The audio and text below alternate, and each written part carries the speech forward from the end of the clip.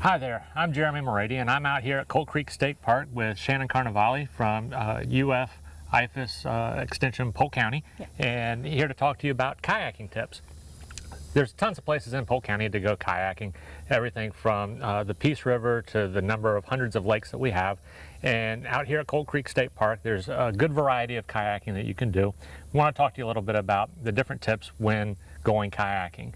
And we have a number of things to go over today.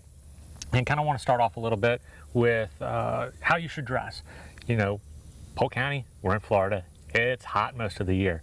So what are some of the things that you want to talk about in how somebody would dress, how they would prepare to come out and kind of deal with some of that heat?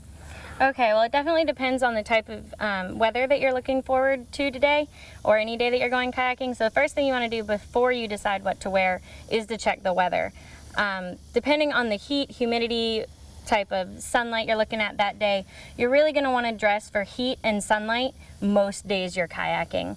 But on the off chance it's cold, there are some specific recommendations for that as well. Okay, well, let's start us off. Most of the time of the year, it's hot. So let's get into that. So most people know, wearing light clothing, things like that. But when you're in the water, one of the things I find helpful is wearing synthetic fabrics. Yes. I'm clumsy. Chances are I'm going to fall in the water at some point, so I want to be able to dry off pretty quick. You want to talk a little bit about the synthetics?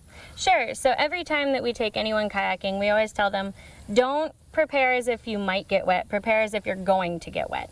So if you're out on the water, there's a really, really high chance you're going to get soaking wet, if not from the water itself, from sweat. So wearing the synthetic fabrics help wick the moisture away from your skin and also helps the fabrics dry quicker. We want to reduce the amount of moisture that you have on your body because that's when you can start to lead to some friction and have some injuries on your body. So, protecting yourself against the sun. I know I always like to wear a hat. Got a little bare patch going on the top of my head there, so I always want to protect that. There's a couple things that you can do to protect yourself from the sun. The first one obviously being sunscreen. So wearing sunscreen is critically important when you're doing anything outside in Florida. You'll want to make sure that you pick a sunscreen that's sweat resistant and covers both UVA and UVB ultraviolet light. And you can also protect yourself with the clothing you're wearing. So you mentioned wearing a hat. That's always a great thing to do. You can also wear a wide brim hat so that you cover your neck and your ears, which are often forgotten about when we apply sunscreen. Mm-hmm. You can also wear a long sleeve, lightweight synthetic shirt. And maybe you start the day with the shirt rolled up so it's a short sleeve and more comfortable. But as the day goes on, you can always roll that sleeve down if you think your sunscreen is worn off or you want to just be extra careful with the sunlight. Also, being in the water, knowing where you're going to be, where you're going to put in, whether it's a dock, coming off the shore, good to wear water shoes. Yes. And I know there's a variety of types. You and I both have two different types on today. You talk a little bit about the benefits that it has in getting out in different places. So there's a couple of reasons you want to wear shoes that are made for the water. The first one being you won't be afraid to get them wet, get them dirty, and use them in areas where you might not want your nicest sneakers to go. So just being comfortable using your shoes in water is important. Shoes that are made specifically for the water tend to have a stickier kind of rubber, and they hold on to and grip wet surfaces better than regular shoes might do so.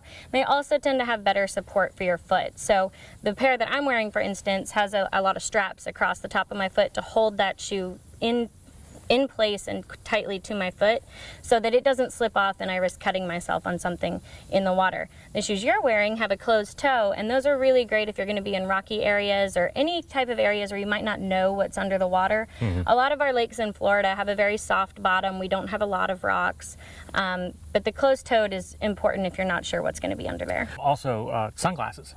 When you're in the water, direct sunlight coming down, hitting that, you're getting a blast up from the bottom of the water too, and I always find it's helpful to have a good pair of sunglasses with you, and especially like for kayak fishing, that having the polarized glasses also helps you cut down on that glare and see down into the water and what you're going after. Exactly, and a lot of people also forget that your eyes are a very sensitive part of your body, and so having good sunglasses that have good UV protection will help protect your vision in the long term. So it really is beneficial to wear sunglasses both for comfort and for your personal health. And you're absolutely right in that polarized sunglasses, which reduce the glare coming from the sun, make it easier to see the cool stuff that you're kayaking around. Whether you're fishing or just taking in the sights, there's a lot of really cool stuff going on underwater, and it's always helpful to see it with your polarized glasses. Well, thank you so much. I appreciate going over these tips that can really help some folks out. And we have a number of other tips coming up in other videos that you can see. Everything from loading and unloading of kayaks, the gear that you should take with you, and how to get out there and get on the water and start paddling.